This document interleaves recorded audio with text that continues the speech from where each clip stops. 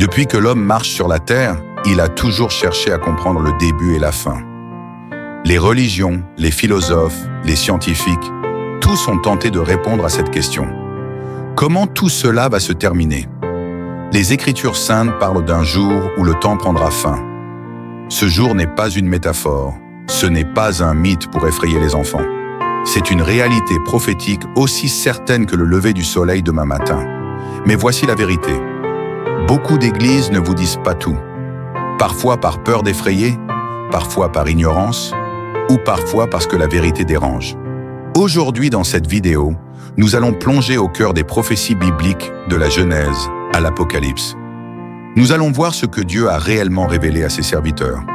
Amos 3, le verset 7, « Le Seigneur, l'Éternel, ne fait rien sans avoir révélé son secret à ses serviteurs, les prophètes. Ce que vous allez entendre ne vous laissera pas indifférent.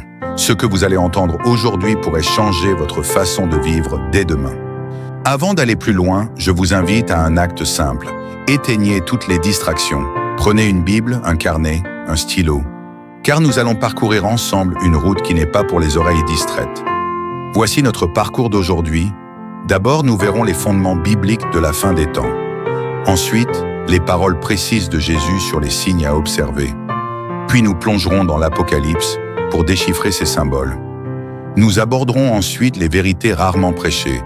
Enfin, nous verrons comment se préparer pour rester debout jusqu'à la fin. Respirez profondément, le voyage commence. Il y a plus de 2500 ans, un jeune homme captif à Babylone reçut de Dieu une série de visions qui allaient tracer l'histoire du monde jusqu'à la fin des temps. Cet homme, c'est Daniel. Dans Daniel, le chapitre 2, le roi Nabuchodonosor eut un rêve, une statue gigantesque, composée de différents métaux, or, argent, bronze, fer et enfin un mélange de fer et d'argile.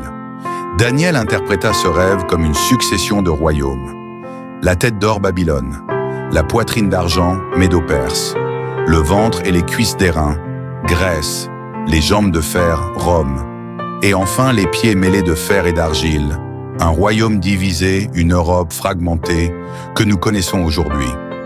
Puis une pierre se détacha sans le secours d'aucune main, frappa la statue et remplaça tous ces royaumes. C'est le royaume éternel de Dieu. Ce que Daniel a vu, nous le vivons. La parole de Dieu déclare dans le livre de Daniel 2, le verset 44. « Dans le temps de ces rois, le Dieu des cieux suscitera un royaume qui ne sera jamais détruit. » En Daniel, le chapitre 9, Dieu donne à Daniel une autre vision. 70 semaines prophétiques déterminées pour Israël. 69 semaines jusqu'à la venue du Messie, puis une dernière semaine marquant les événements de la fin. Chaque semaine prophétique équivaut à 7 ans. Et ce calendrier s'est accompli au jour près pour l'arrivée de Jésus-Christ. Ce détail est crucial car si Dieu a accompli avec exactitude les prophéties du passé, il accomplira celles de l'avenir.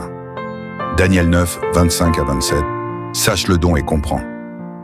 Depuis le moment où la parole a annoncé que Jérusalem sera rebâtie jusqu'à Lointe, au conducteur, il y a 7 semaines et 62 semaines.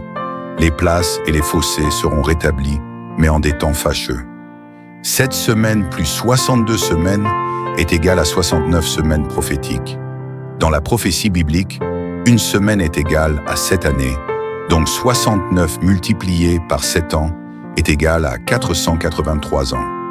Le décret pour rebâtir Jérusalem fut donné à Néhémie en Néhémie 2, les versets 1 à 8 en 445 avant Jésus-Christ par le roi Artaxercès.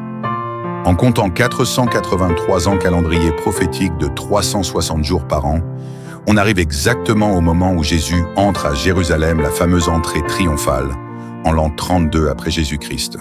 Lointe le Messie désigne donc Jésus-Christ. Verset 26. Après les 62 semaines, un oint sera retranché et il n'aura pas de successeur.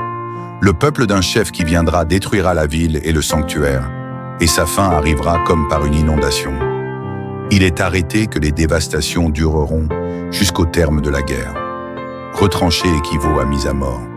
C'est la crucifixion de Jésus, quelques jours après son entrée à Jérusalem. Il n'aura pas de successeur est égal, son royaume terrestre n'est pas établi à ce moment-là. Le plan de Dieu passe par la croix avant la couronne. Le peuple d'un chef qui viendra équivaut à l'armée romaine menée par Titus en 70, après Jésus-Christ a détruit Jérusalem et le Temple. C'est exactement ce que Jésus avait annoncé en Matthieu 24, le verset 2. Il fera une solide alliance avec plusieurs pour une semaine, et durant la moitié de la semaine, il fera cesser le sacrifice et l'offrande. La 70e semaine n'est pas encore accomplie. Elle correspond à 7 années de tribulation à venir. Il désigne ici un chef futur, souvent identifié comme l'Antéchrist. Il fera une alliance avec Israël et d'autres nations, probablement une paix politique, religieuse au Moyen-Orient. Après 3 ans et demi, l'Antéchrist rompra l'alliance, interdira le sacrifice au temple, ce qui implique qu'un temple aura été reconstruit à Jérusalem. Abomination équivaut à l'Antéchrist se proclamera Dieu dans le temple, dans 2 Thessaloniciens 2, le verset 4, l'adversaire qui s'élève au-dessus de tout ce qu'on appelle Dieu ou de ce qu'on adore, jusqu'à s'asseoir dans le temple de Dieu, se proclamant lui-même Dieu. Cela déclenche la grande tribulation. Si vous voulez savoir où nous en sommes dans l'histoire, regardez Israël, Ésaïe, Jérémie. Ézéchiel, tous ont prophétisé la dispersion du peuple juif et son retour dans sa terre. En l'an 70, Jérusalem est détruite par Rome. Israël cesse d'exister comme nation pendant près de 2000 ans. Et pourtant, en 1948, un miracle se produit. Israël renaît en un jour, accomplissant. Ésaïe 66, le verset 8. Qui a jamais entendu pareille chose? Qui a jamais vu rien de semblable? Un pays peut-il naître en un jour? Une nation est-elle enfantée d'un seul coup? À peine en travail, Sion a enfanté ses fils. Aujourd'hui, Israël est à nouveau au centre des tensions mondiales, exactement comme l'avait annoncé la Bible. C'est le signe que l'horloge prophétique approche de minuit.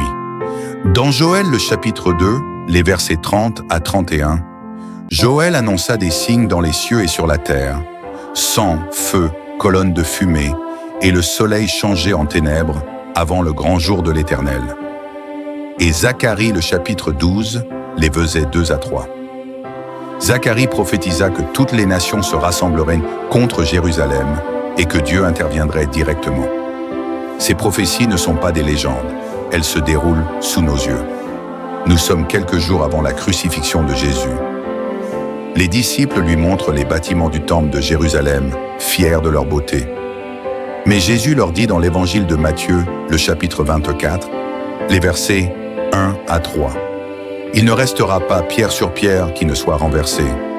Ils sont choqués, et sur le mont des Oliviers, à l'écart de la foule, ils lui posent 3 questions. Quand cela arrivera-t-il? Quel sera le signe de ton avènement et de la fin du monde?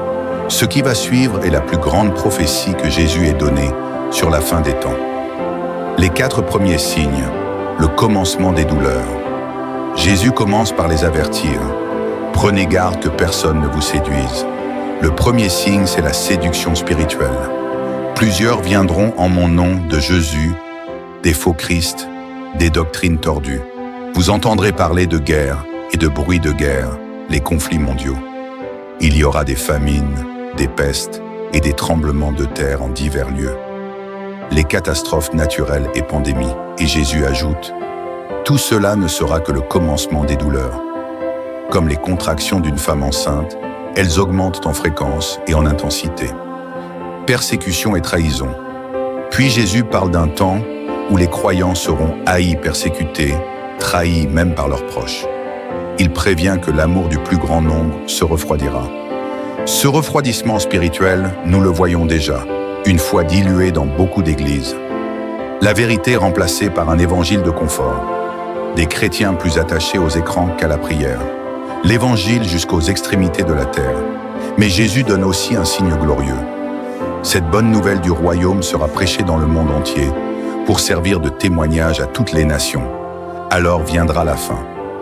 Aujourd'hui, grâce à la technologie, la parole atteint des endroits où il était impossible d'entrer il y a encore 50 ans. Ce signe est en train de s'accomplir sous nos yeux. L'abomination de la désolation. Puis Jésus cite Daniel. Lorsque vous verrez l'abomination de la désolation, alors que ceux qui seront en Judée fuient dans les montagnes. Historiquement, cela a eu un accomplissement partiel en l'an 70, mais Jésus l'annonce comme un événement futur lié à l'Antéchrist. L'abomination, c'est l'installation de quelque chose ou de quelqu'un à la place qui revient à Dieu seul au cœur du lieu saint. Les signes cosmiques et le retour glorieux. Jésus parle ensuite de signes dans le soleil, la lune et les étoiles d'une détresse telle qu'il n'y en a jamais eu. Puis le signe du Fils de l'homme paraîtra dans le ciel. Les nations se lamenteront et Jésus reviendra avec puissance et grande gloire. Avant de parler de la fin dans l'Apocalypse, le chapitre 3, les versets 14, Jésus envoie des lettres à 7 églises, représentant à la fois des communautés réelles et 7 périodes de l'histoire de l'Église. Le dernier âge, c'est celui de Laodicée, une église tiède, riche extérieurement, mais pauvre spirituellement. C'est notre génération. Au chapitre 6, l'agneau ouvre les sceaux. Premier sceau, le cavalier blanc, une séduction mondiale, un faux messie. Deuxième sceau, le cavalier rouge, la guerre. Troisième sceau, le cavalier noir, la famine économique. Quatrième sceau, le cavalier verdâtre, la mort. Cinquième sceau, les martyrs. Sixième sceau, bouleversement cosmique. Septième sceau, silence dans le ciel avant la tempête. Les trompettes sonnent et à chaque son, un jugement frappe la terre. Feu et sang, montagne en feu jetée dans la mer, étoile ardente appelée absinthe, ténèbres sur le soleil et la lune. Fléau surnaturel. Ces visions, bien que symboliques, reflètent aussi des catastrophes réelles et futures. Quand les coupes de la colère de Dieu sont versées, c'est la phase ultime, eau changée en sang, chaleur brûlante du soleil, ténèbres totales, séisme mondial, et au milieu, la bataille d'Armageddon. Aujourd'hui, les prophéties bibliques semblent se dérouler en temps réel. Israël redevenu nation après 2000 ans. Conflit au Moyen-Orient au centre des actualités. Crise économique mondiale. Pandémie et catastrophes naturelles. Record avancées technologiques vers un contrôle global. Monnaie numérique, surveillance biométrique, intelligence artificielle. Jésus nous a avertis. Quand vous verrez ces choses arriver, sachez que le royaume de Dieu est proche. Beaucoup pensent avoir encore le temps, mais le diable aime endormir les âmes dans la distraction et le confort.